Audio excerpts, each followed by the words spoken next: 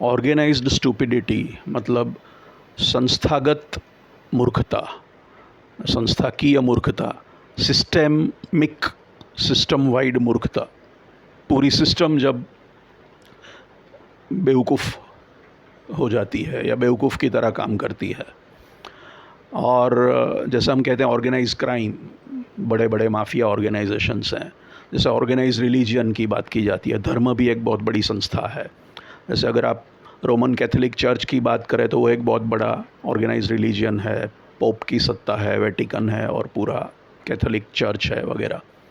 इसी तरह स्टूपिडिटी भी एक, आई थिंक, ह्यूमन अफेयर्स में एक बहुत बड़ा स्थान ले चुकी है और वो संस्थाएं स्टूपिड सी हो गई हैं। और जैसे कि स्टूपिडिटी, बेवकूफ़ी ह्यूमन लाइफ को कंट्रोल कर रही है। यहाँ पे मेरा मतलब स्टूपिडिटी या मूर्खता से मतलब है कि जो आदर्श नहीं है ऐसी परिस्थिति, जो मीडियोकर है, जो बेस्ट नहीं है, जो ऑप्टिमम नहीं है, जो ब्रिलियंट नहीं है, लेकिन एवरेज टाइप का थिंकिंग है। क्योंकि हमने देखा पहले कि बेल्स कर्व नेचर में ऑपरेट करता है नॉर्मली, नॉर्मल डिस्ट्रीब्यूशन। आप किसी क्लास में बच्चों का आईक्यू टेस्ट करो, इंटेलिजेंस देखो, तो कुछ बहुत ब्रिलियंट होंगे, कुछ एकदम लो आईक्यू के होंगे और ज़्यादातर बीच के होंगे, मिडल में होंगे। तो ज़्यादातर जो लोग हैं वो मिडल में रहते हैं, वो एवरेज रहते हैं। और दुनिया बहुमत पे चलती है, मेजॉरिटी पे चलती है, और मेजॉरिटी का आईक्यू जो है वो एवरेज है, तो फिर वो एवरेज आईक्यू ही दुनिया को चलाएगा। और एवरेज आईक्यू है मतलब वो ब्रिलियंट नहीं है, बेस्ट नहीं है, तो उसको मैं स्टूपिडिटी कहता हूँ इस चीज़ को। और जीनियस या ब्रिलियंट आईक्यू को रिकॉग्नाइज करने के लिए भी सामने जीनियस चाहिए, ये एक दिक्कत है। एक सामान्य आदमी ये समझ नहीं पाएगा कि सामने वाला बंदा जो बात कर रहा है वो पागल है या जीनियस है या उसमें सही में कुछ बहुत बढ़िया बात की है। उसको समझने के लिए भी एक सर्टन लेवल का आईक्यू चाहिए। तो कई बार हमारी जो सिस्टम है, जो मिडिल लेवल के आईक्यू की सिस्टम है, पूरी ह्यूमन सिस्टम, ह्यूमन अफेयर्स को चलाने वाली जो भी हमारी सोच है, विचारधारा है, प्रक्रियाएं हैं, संस्थाएं हैं, वो चूँकि वो मिडिल लेवल के आईक्यू वाली है, वो नए ब्रिलियंट आईक्यू को, नए ब्रिलियंट आइडियोलॉजी को, नए ब्रिलियंट विचार को समझ नहीं पाती, एक्सेप्ट नहीं कर पाती। इसलिए तकलीफ़ चलती रहती है। सोक्रेटिस ने कहा था कि भाई मुझे इतना ही ज्ञान है कि मैं कितना अज्ञानी हूँ। तो मैं वही चीज़ को थोड़ा एक स्टेप आगे ले आके कहूँगा कि मुझे ये ज्ञान है कि मैं बहुत अज्ञानी हूँ, लेकिन मुझे ये भी ज्ञान है कि बाकी सब भी अज्ञानी हैं। तो हम बेसिकली सारे लोग, ज़्यादातर लोग अज्ञानी हैं। और सोक्रेटिस ने अपने तक बात सीमित रखी कि मुझे लोग बहुत होशियार समझते हैं, लेकिन मुझे तो ये पता है कि मुझे कितना कुछ नहीं पता। तो मैं कहता हूँ मुझे भी, मैं सोक्रेटिस से ज़्यादा स्मार्ट होने की बात नहीं कर सकता। मैं कहता हूँ कि मुझे पता है कि मुझे बहुत कुछ नहीं पता, लेकिन मुझे पता है कि बाकी सबको भी बहुत कुछ नहीं पता। तो हम सब उसी बोट में हैं और यही हमारी स्थिति है। हमारी जो सोसाइटी, सिविलाइजेशन, देश, दुनिया चल रही है, एक स्टूपिडिटी या मिडिल लेवल की इंटेलिजेंस हमको गवर्न कर रही है। वो हमारी ही कलेक्टिव इंटेलिजेंस है, मतलब किसी ने ऊपर से आके नहीं थोपा है, हम ही लोगों ने बनाई गई ये सिस्टम है। और हमारे लोगों में मेजॉरिटेरियनिज़म या बहुमत पे हम चलते हैं। और मेजॉरिटी में मैंने कहा कि आईक्यू या इंटेलिजेंस या समझदारी एवरेज होती है, तो एवरेज समझदारी के ऊपर दुनिया चलती है, उसके ऊपर की स्मार्टनेस से नहीं चलती है। तो जो समझदारी है वो उतनी आइडियल नहीं है, उससे ज़्यादा हो सकती है। उसको रिकॉग्नाइज़ करना पड़ेगा, उसको सुधारना पड़ेगा। आइंस्टाइन ने भी कहा था कि दो चीज़ें अनंत है, एक तो ब्रह्मांड और दूसरा इंसानी बेवकूफ़ी। और मुझे पहले के बारे में भरोसा नहीं है। आइंस्टाइन ने कहा कि मुझे ये भरोसा नहीं है कि ब्रह्मांड अनंत है, लेकिन ह्यूमन स्टूपिडिटी इन्फिनिट है, वो मुझे पता है।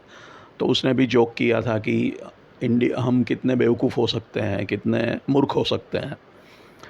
तो मूर्खता एक प्रॉब्लम है। ऑर्गेनाइज क्राइम, संस्थागत क्राइम से बड़ा प्रॉब्लम ऑर्गेनाइज स्टूपिडिटी है, क्योंकि ह्यूमन प्रोग्रेस को वो रोकती है, ह्यूमन डेवलपमेंट को वो उसमें अवरोध पैदा करती है ये चीज़। ये होता ये है कि इंडिविजुअल लेवल पे एक्सेलेंस पॉसिबल है, एक आदमी जीनियस हो सकता है, एक आदमी ब्रिलियंट हो सकता है, लेकिन जब एग्रीगेट करें तो एवरेज आउट हो जाता है, बहुत सारे मिलाएंगे तो फिर वो बीच में चले जाता है।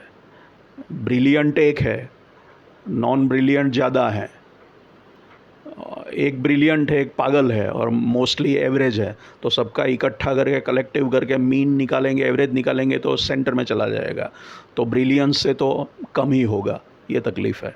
तो इन एग्रीगेट एक लेवल की एक्सेलेंस पाना मुश्किल है ऑर्गेनाइजेशंस के लिए, सिस्टम्स के लिए। इंडिविजुअल लेवल पे ब्रिलियंस पॉसिबल है, एक्सेलेंस पॉसिबल है। इम्पॉसिबल है ऐसा नहीं है। ऐसा हो सकता है जब ब्रिलियंट आदमी किसी तरह से अपनी बात लोगों को मनवा सके, सुनवा सके, वो उसके हाथ में इतनी सत्ता हो, इतनी ताकत हो, इतनी कन्विंसिंग एबिलिटी हो कि लोग उसको माने, उसके पास पावर हो, सत्ता हो, लोग उसकी सुने, वो लोगों को कन्विंस कर सके। तब आप स्टूपिडिटी को सिस्टम में से हटा सकते हो। उसके लिए जो माइनॉरिटी में जो लोग हैं, जो शायद ब्रिलियंट हैं, जीनियसेस हैं, उनको अपनी बात ज़ोरों से रखनी पड़ेगी और समहाउ लोगों को कन्विंस करना पड़ेगा, और लोगों को उनकी बात अगर समहाउ ये समझा पाए, क्योंकि ये भी दिक्कत है कि एक सामान्य आईक्यू बढ़िया आईक्यू को रिकग्नाइज़ नहीं कर पाती, अप्रिशिएट नहीं कर पाती, तो ये करना भी मुश्किल है। लेकिन ये नहीं हो सकता ऐसा नहीं है, दुनिया में हुआ है, साइंस के फील्ड में तो हुआ है।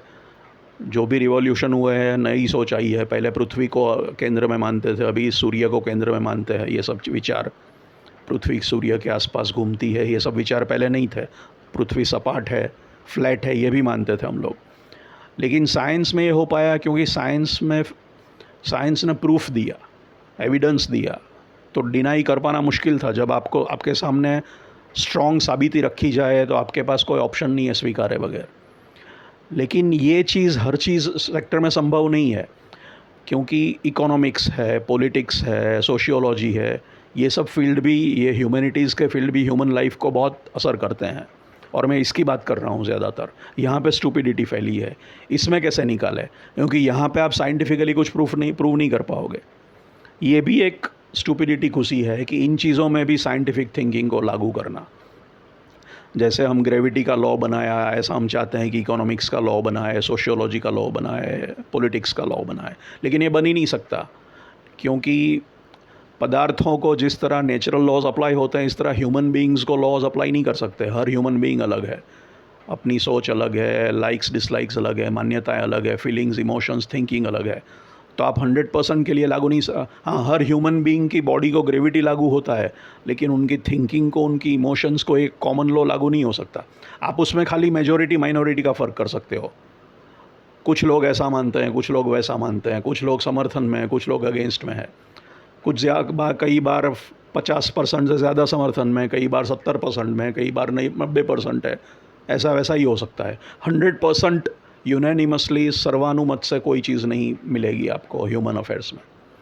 तो ये साइंटिफिक थिंकिंग इन चीज़ों में अप्लाई करना भी मूर्खता है, वो हो ही नहीं सकता।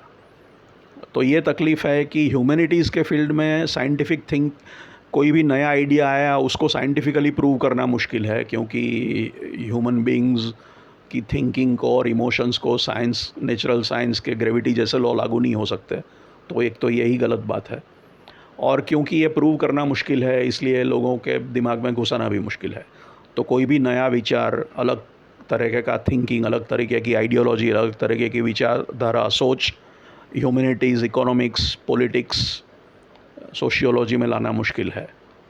ये एक दिक्कत है। अगर ये आती है तो इन चीज़ों में भी प्रोग्रेस हो सकता है और मैनकाइंड का डेवलपमेंट होगा, क्योंकि ये ह्यूमैनिटीज़ के सब्जेक्ट्स भी काफ़ी अफेक्ट करते हैं। पॉलिटिक्स काफ़ी अफेक्ट करता है, इकोनॉमिक्स अफेक्ट करता है हमारी ज़िंदगी को, इंसानी वेलफेयर को, इंसानी डेवलपमेंट को। तो ये करना एक चैलेंज है, लेकिन ये करना बहुत ज़रूरी है।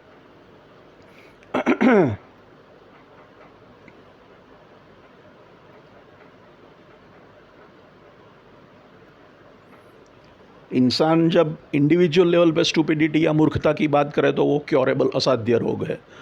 आप डिप्रेशन में हो, दवाई हो सकती है, एंग्जाइटी है, स्ट्रेस हो तो दवाई हो सकती है, मेंटल हेल्थ जैसे फिज़िकल हेल्थ की तरह मेंटल हेल्थ हो सकती है।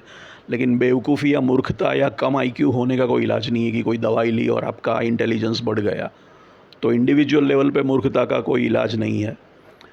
संस्थागत मूर्खता का इलाज हो सकता है जब संस्था में ब्रिलियंट लोग समहाउ पावर की पोजीशन में आए और वो डोमिनेट करे, वो प्रिवेल करे उनकी थिंकिंग, और वो बेवकूफ़ी को संस्था से हटा पाएँ। ये कैसे होगा मुझे नहीं पता, लेकिन ये करना बहुत ज़रूरी है। ये साइंटिफिक थियरी की तरह वो किसी चीज़ को इन चीज़ों में तो प्रूव नहीं कर पाएंगे, क्योंकि इन चीज़ों में साइंस का एप्लीकेशन ही नहीं हो सकता।